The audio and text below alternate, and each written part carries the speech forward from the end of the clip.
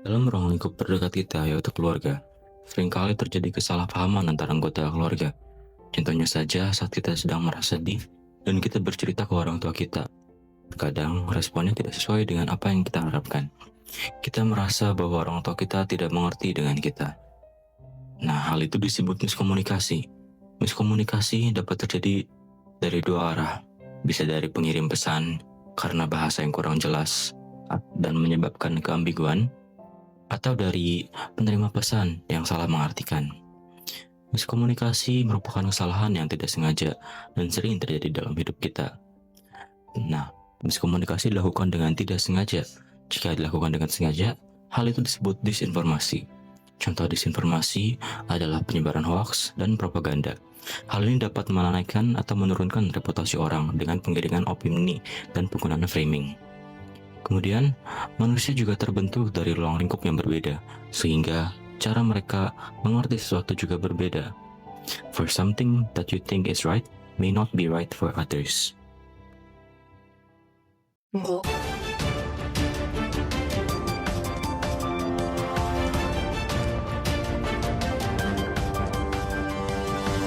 Audio Jungle.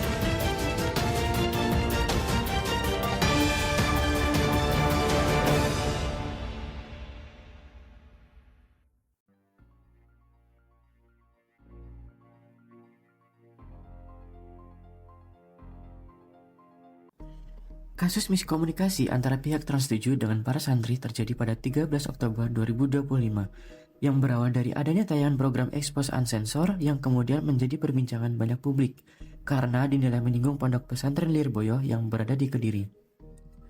Hal tersebut kemudian memicu banyak perdebatan dan kegaduhan karena dianggap membuat narasi yang menghina kiai dan merendahkan pesantren yang dimana ini berarti mencerminkan lemahnya penerapan prinsip etika jurnalistik dan tanggung jawab sosial media.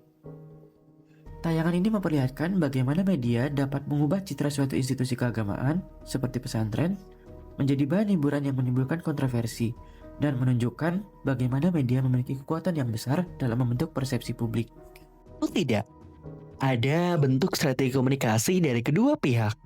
Yang pertama adalah bentuk komunikasi dari Expose atau media Trans 7.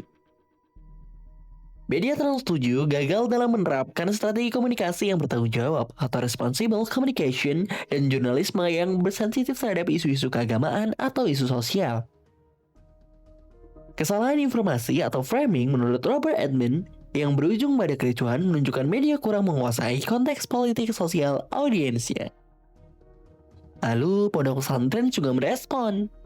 Meskipun berhasil dalam strategi mobilisasi dan pembelaan diri, penggunaan aksi massa yang berujung, kericuhan mencerminkan strategi komunikasi konfrontatif yang berlebihan, sehingga menggeser fokus dari substansi masalah berita menjadi masalah ketertiban umum, dan menjadikan adanya kerugian bagi semua pihak.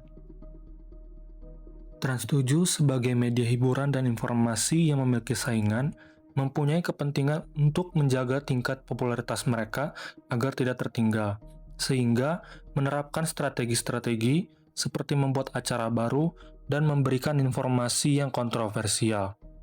Santri merupakan organisasi masyarakat yang memiliki solidaritas yang sangat tinggi, sehingga menimbulkan suatu emosi yang kolektif.